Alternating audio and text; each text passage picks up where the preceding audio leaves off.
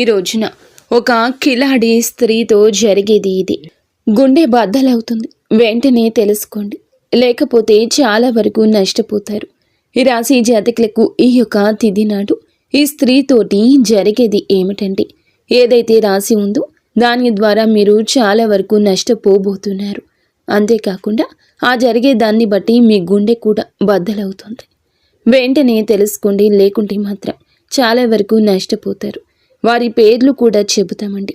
వీడియోని స్కిప్ చేయకుండా చివరి వరకు చూస్తేనే ఈ రాశి వారికి పూర్తి వివరాలు తెలుస్తాయి. ఆలస్యం చేయకుండా వీడియోలోకి వెళ్ళిపోతాము. వీడియోలోకి వెళ్ళే ముందు మొదటిసారి మన ఛానల్లోకి వస్తే కనుక ఛానల్ని సబ్స్క్రైబ్ చేసుకుని ఈ వీడియోకి లైక్ ఇచ్చి హైప్ ఇచ్చి కింద కామెంట్ సెక్షన్లో ఓం నమ శివాయ అని కామెంట్ చేయడం మరువద్దు. ప్రతి ఒక్క జీవితంలో కూడాను మనకి ఎవరికి తెలియని ఎటువంటి అపకారం చేయకపోయినా, ఎటువంటి నష్టం మనం చేయకపోయినా మన మీద కొంతమంది వ్యక్తులు పగబడిపోతూ ఉంటారు. శ్రీ వారాహీదేవి జ్యోతిషాలయం.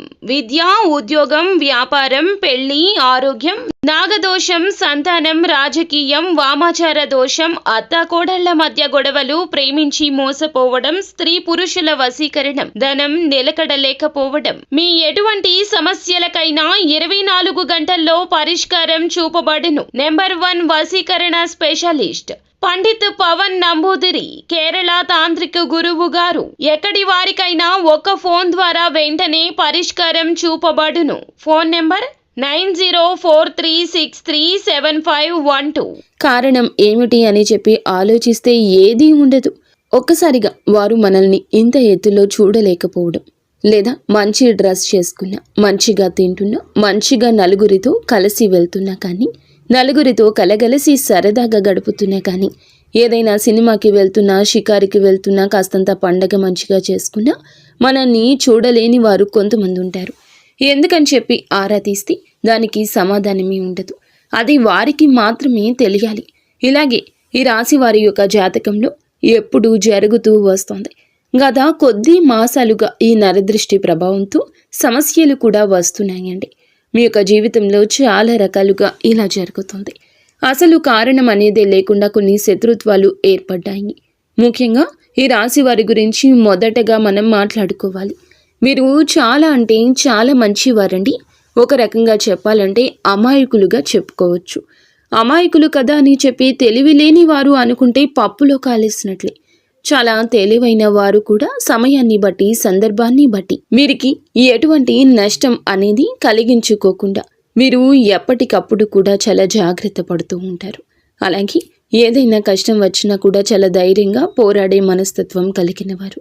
కొంతమంది మిగతా రాశుల వారితో పోల్చుకుంటే మిగతా రాశుల వారు చిన్న కష్టం వచ్చినా కానీ దాన్ని భూతద్దంలో చూసి వామ్మో వాయో అని చెప్పి గుండె బద్దలు కొట్టేసుకుంటూ ఉంటారు.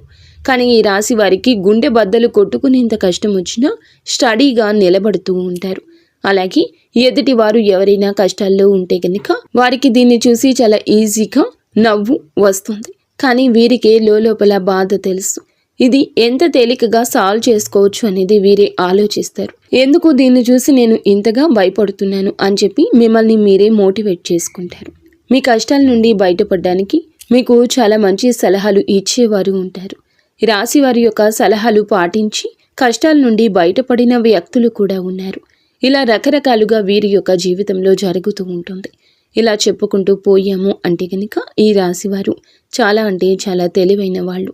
కాబట్టి భగవంతుడు ఎంత మంచి వాళ్లకు అయినా సరే, ఎంత ధైర్యం ఉన్న వాళ్ళకైనా సరే, ముఖ్యంగా చెప్పాలంటే ఎక్కువగా ధైర్యవంతులకి కష్టాలు వస్తాయి. వీరికి ఊహ తెలియక ముందు ఏవి సుఖాలు అనుభవించారో, ఏ జీవితాన్ని అనుభవించారో, ఎంత అద్భుతాలు చూశారో మనకైతే తెలియదు. ముఖ్యంగా ఊహ వచ్చిన తర్వాత నుంచి ఎప్పుడైతే పెళ్లి వీరి జీవితంలోకి ఎంటర్ అయ్యిందో అప్పటి నుంచి లేనిపోని కష్టాలు వచ్చి నెత్తి మీద బండలా పడుతున్నాయి. వీరి యొక్క లైఫ్ పార్ట్నర్ వల్ల చాలా బాధలు అనుభవిస్తారు. ఒకటి అనుకుంటే మరొకటి జరుగుతుంది. ఏది కూడా మనశ్శాంతిగా జరగదు. ఏది కూడా అనుకున్నట్లుగా జరగదు. ఎప్పుడూ కూడాను కోరుకున్నవి అనేవి జరగవు. ఒక రకంగా మనం ముఖ్యంగా ఇప్పుడు స్త్రీల గురించి మాట్లాడుకుంటే ఈ రాశి వారి యొక్క స్త్రీల గురించి, పురుషుల గురించి కూడా చెప్తాము. స్త్రీల గురించి ముఖ్యంగా ముందు మాట్లాడుకుంటే వీళ్ళ యొక్క హస్బెండ్ లేదా వీరి యొక్క పార్ట్నర్ భర్త ఎవరైతే ఉన్నారో వీరిని ఎంతగానో టార్చర్ చేస్తారు. అంటే వారికి లేని అలవాటు ఉండదు. ఇటు మద్యం తాగడం, ఇంకా ఎక్స్ట్రా బ్యాడ్ హ్యాబిట్స్ ఏమైతే ఉంటాయి అంటే మందు కాకుండా ఇంకా సిగరెట్ తాగడం కానీ, లేదంటే గుట్కాలు తినడం కానీ, ఇటువంటివి అన్నీ వీరికి ఉంటాయి. ఇది మంచిది కాదు అని చెప్పినందులకు గాను ఎన్నోసార్లు వీరి మీద చెయ్యి కూడా చేసుకున్న సందర్భాలుంటాయి. కొన్ని సందర్భాల్లో మరొక వివాహిత స్త్రీతోటి ఈ రాశికి చెందిన భర్తలు వేరే అక్రమ సంబంధం అనేది పెట్టుకోవడం వల్ల వీరి జీవితాలు విడిపోయి ఎవరి జీవితాలు వారు చూసుకుంటున్నటువంటి జీవితాలు కూడా వీరిలో ఎక్కువగా ఉంటాయని చెప్పొచ్చు. అయినప్పటికీ కూడా భర్త లేకపోతే జీవితం ముగిసిపోదు. ఇటు పిల్లల్ని పెట్టుకుని జాగ్రత్తగా చూసుకోవాలి. పిల్లలకు మంచి చెడు తేడా నేర్పించాలి. పిల్లలని ఎక్కువగా అంటే వారి మీద ప్రేమ, వారి మీద ఎక్కువ ఎఫెక్షన్స్ పెట్టుకుని వారి జీవితంగా బ్రతికిన ఆడవారు చాలా మంది ఉంటారు. ముఖ్యంగా ఇటు పుట్టింటి వారి సపోర్ట్ అనేది లేకపోయినా, ఇటు అత్తింటి నుండి సపోర్ట్ లేకపోయినా వారి కష్టాన్ని వారు నమ్ముకొని వారి కాళ్ళ మీద వారు నిలబడి ఒక మగవాడిలాగా జీవితాన్ని ముందుకు నెట్టుకొని వెళ్ళి పిల్లలకు ఒక జీవితాన్ని ఏర్పరిచిన స్త్రీలు చాలామంది ఉన్నారు. ఇటు పురుషుల్లో చూసుకున్న చాలామంది చేత మోసగింపబడ్డం, నా అని చెప్పి అనుకున్న వారే ఎక్కువగా మోసగించడం, అలాగే నా అనుకున్న వారిని నమ్మి ఎక్కువ ధనాన్ని వారికి ఖర్చు పెట్టడం, ఎక్కడ ఏది కూడా తగ్గకూడదు అనే ఉద్దేశ్యంతో కొన్ని వీరికి సంబంధించిన ఖర్చులు అనేవి ఎక్కువగా పెట్టుకోవడం, కొంచెం వీరికి ఏదైతే అవసరమో అవసరానికి తగినంత కంటే కూడా ఎక్కువగా వాడుకోవడం వల్ల కొంత అప్పుల పాలు అయిపోవడం, దీనివల్ల కొంచెం సంఘంలో గౌరవం అనేది తగ్గడం, దీనివల్ల మానసికంగా కృంగిపోవడం, అయినప్పటికీ కూడాను వాటిని ఎట్లాగైనా కానీ తీర్చాలి అనే ఉద్దేశ్యంతో కష్టపడి పని చేసుకుని వచ్చే రూపాయి ఇటు అప్పులు తీర్చుకుంటూ జీవితంలో సుఖం కానీ సంతోషం కానీ ఎందుకు నోచుకోకుండా జీవితాన్ని అలా గడవాలి కదా అని చెప్పి నెట్టుకుంటూ వెళ్ళి పురుషులు కూడా వీరిలో ఉన్నారు. ఇలా కూడా మనం చెప్పుకోవచ్చు. ఇలా బాధలకే వీరి జీవితం అంకితమా అన్నట్లుగా వీరి జీవితాలు అనేవి ఉంటాయండి. ఈ రాశి వారికి చెప్పుకుంటేనే చాలా బాధగా, చాలా కష్టంగా, చాలా ఇబ్బందిగా అనిపిస్తూ ఉంటుంది. భగవంతుడు పరీక్షలన్నీ ఏకదాటిగా మాకే పంపేస్తున్నాడా? రోజులన్నీ కష్టంగా గడ్డుగా గడుస్తున్నాయి. గొంతు మింగుడు పడ్డం లేదు, మా గొంతు మింగుడు పడ్డం లేదు, ఏం చేయాలి ఈ సమస్య అని అనిపిస్తూ ఉంటుంది. కానీ పడే వాళ్ళకి మాత్రమే ఇది చాలా బాగా తెలుసు.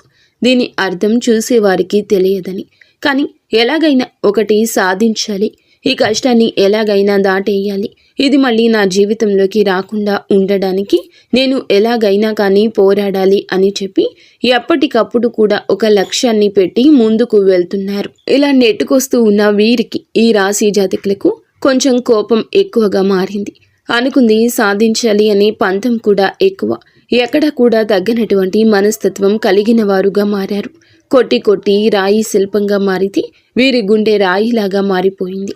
ఏదైనా ఇష్టం లేని వారు ఒక మాట చెప్తే ఆ మాట నేను ఎందుకు వినాలి అనుకునే వ్యక్తిత్వం కలిగిన వారు వీరు.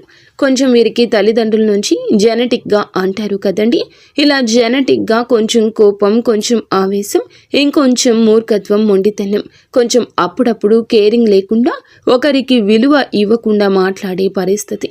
అందరి విషయంలో ఇలాగే ఉండరు, కానీ కొన్ని విషయాల్లో ఇలా ఉంటారు. ఎవరిని కూడా తుంచి పడేసేలాగా, తీసి పడేసేలాగా ఉండరు. కానీ ఎదుటి వారి యొక్క మాట తీరును బట్టి వీరు కొంచెం గౌరవం ఇవ్వకుండా మాట్లాడతారు. అలాంటి వారి విషయంలో ఒక లెక్కలో ఇచ్చి పడేస్తారని చెప్పొచ్చు. అటువంటి మనస్తత్వం కలిగిన వారు. కాకపోతే ప్రతి వ్యక్తికి కూడాను జీవితంలో శత్రువులు ఉంటారు. అలా ఈ రాశి వారికి, ఇటు ఆడవారికి చూసుకున్నా, ఇటు మగవారికి చూసుకున్నా వాళ్ళలోనే ఎక్కువగా శత్రువులు ఉంటారు. ముఖ్యంగా ఒక కిలాడి స్త్రీతోటి వీరు కొద్ది సంవత్సరాల నుంచి నరకాన్ని పడుతున్నారు. ఇక్కడ ఎక్కడ తేడా వచ్చింది అనే పాయింట్ కంటే కూడా వీరు మిమ్మల్ని చూడలేని తనం ఎక్కువగా ఉంటుంది. ఒక రకంగా చెప్పాలంటే ఎంతో సంతోషకరంగా, ఆనందదాయకంగా మారాల్సిన మీ జీవితం నరుల దృష్టికి నల్లరాయి సైతం పగిలిపోతుంది అన్నట్లుగా మీ జీవితం పగిలిపోయింది. అలా వీరి యొక్క దృష్టి దోషం వల్ల మీ కుటుంబాలు చీలిపోయాయి. మీ యొక్క మాటలకు ప్రభావితమయ్యి ఎదుటి వారు మిమ్మల్ని లెక్క చేయకుండా మాట్లాడుతున్నారు అని కూడా చెప్పొచ్చు. ఎక్కడ వీక్నెస్ దొరుకుతుందా కుటుంబంలో, వాళ్ళకి వీళ్ళకి మధ్యన ఎలా చిచ్చు పెడదామా, ఒకరికి గొడవలు మధ్యలో ఎలా సృష్టిద్దామా అని చెప్పి చూడ్డానికి ఎప్పటికప్పుడు ఒక కన్ను వేసి ఉంచుతారన్నమాట. వీరు ఎవరు? అసలు రక్త సంబంధమా, లేకపోతే బయటవారా, లేదా బయట నుండి మీ ఇంటికి వచ్చిన వారా, మీ ఇంట్లోనే ఉన్నవారా? ఈ విషయం గురించి మాట్లాడుకుంటే ఈ యొక్క స్త్రీ మీ యొక్క రక్త సంబంధం అయితే కాదు, బయట నుండి వచ్చి మీ రక్త సంబంధాన్ని మనువాడిన స్త్రీ అన్నమాట. దాన్ని బట్టి ఆ స్త్రీ మీకు అర్థమవుతుందని చెప్పి ఒక్కసారి ప్రయత్నించండి, అర్థం చేసుకోండి.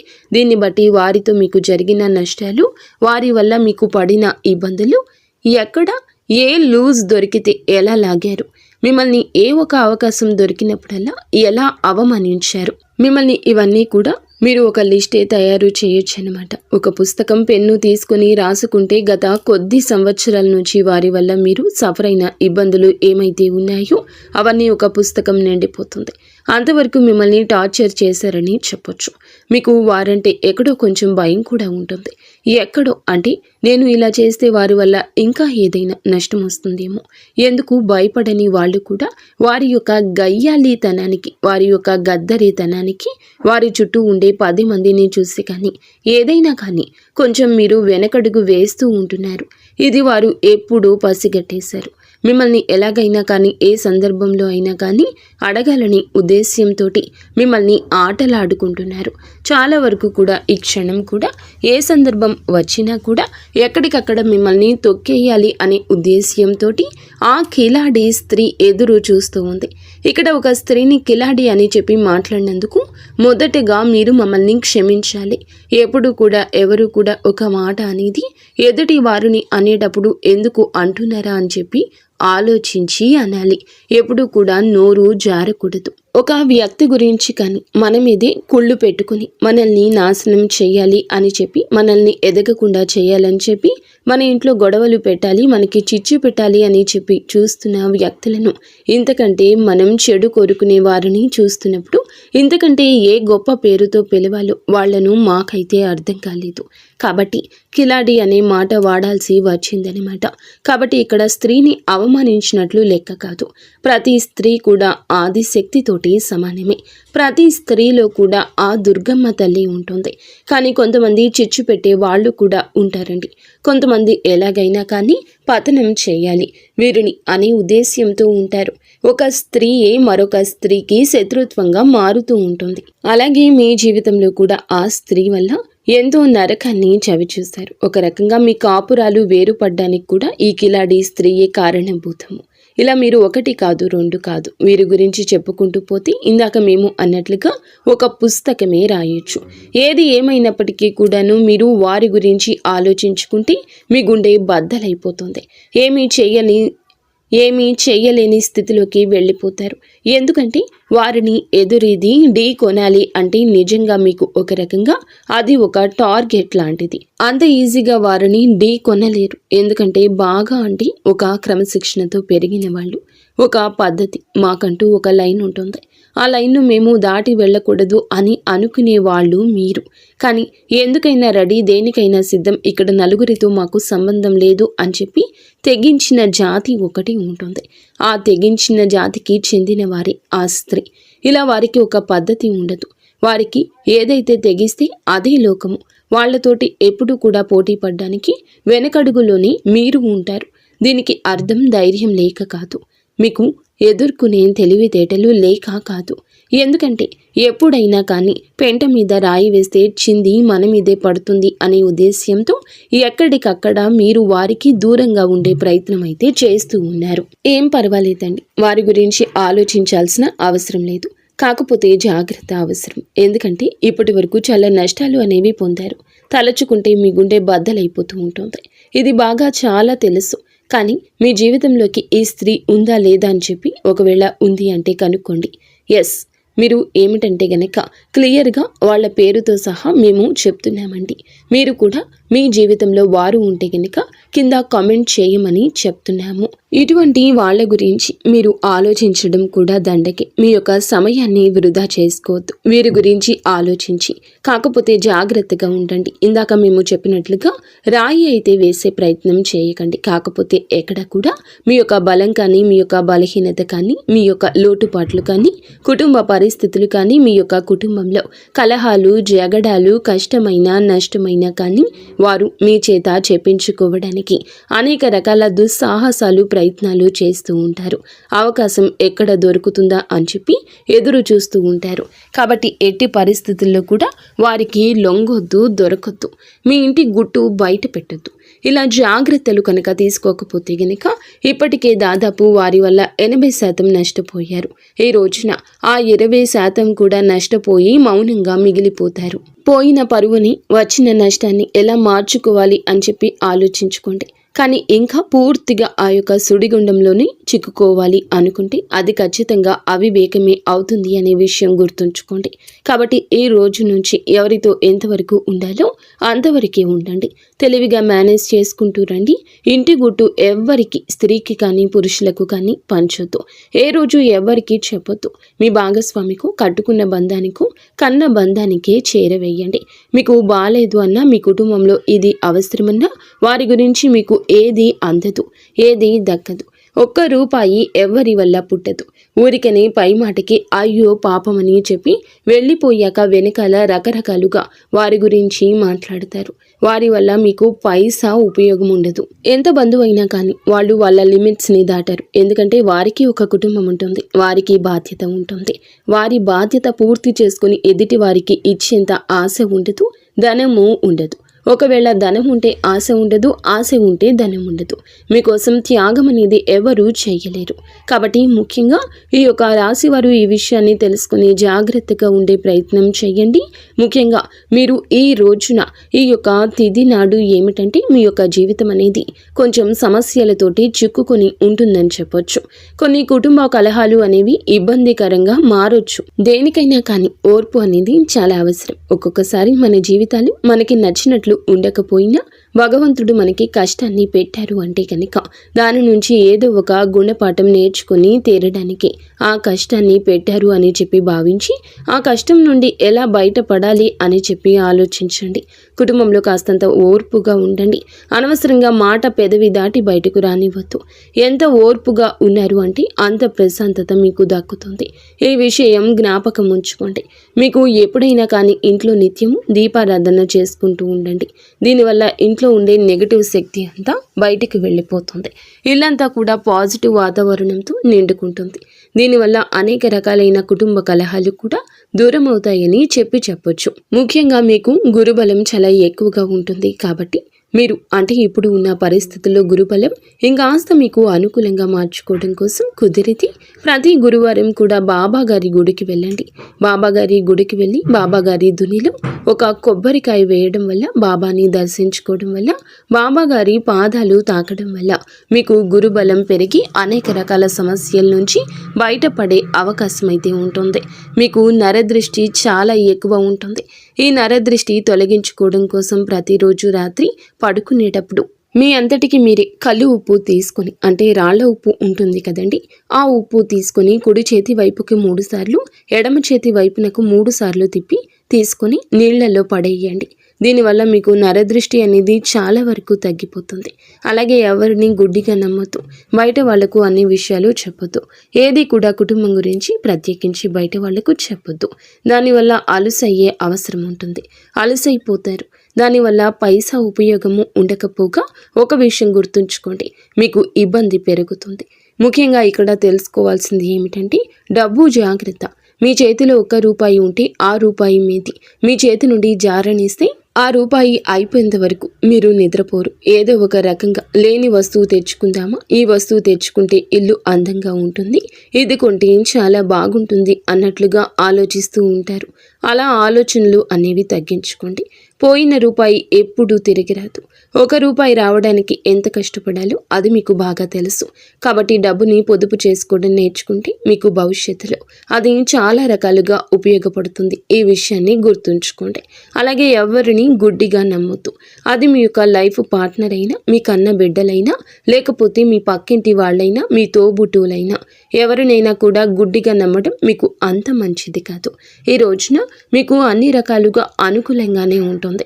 కాకపోతే తెలివిగా ఆలోచించాలి, జాగ్రత్తగా అడుగు ముందుకు వేయాలి. చూసిన వెంటనే ఏదైనా చేసేయాలి అనే మాటను వెంటనే ఆపేసేయండి. ఇలా అనొద్దు. ఆలోచన ముఖ్యం. అది ఉంటేనే చాలా వరకు మీకు లైఫ్లో సక్సెస్ అనేది వస్తుంది. అయితే మీరు ఏమిటంటే ఏదైనా 100% కూడా ఆలోచించి మాట తీసుకోండి. అర్థమైంది కదండి ఈ రాశి వారికి. ఈ వీడియో నచ్చిందని అనుకుంటున్నాము. నచ్చిందని అనిపిస్తే వీడియోకి చిన్న లైక్ ఇచ్చి వెంటనే హైప్ అని వస్తుంది, హైప్ ఇవ్వండి. ఈ వివరాలు అన్నీ నిజమైతే ఎస్ అని కామెంట్ చేయండి, లేదంటే ఓం నమశివాయ అని చెప్పి కామెంట్ చేయండి. మొదటిసారి మన ఛానల్లోకి వచ్చినట్లయితే ఛానల్ని సబ్స్క్రైబ్ చేసుకుని సపోర్ట్ చేయండి. రేపు మరొక మంచి వీడియోతోటి మళ్ళీ కలుసుకుందాము. ధన్యవాదాలు.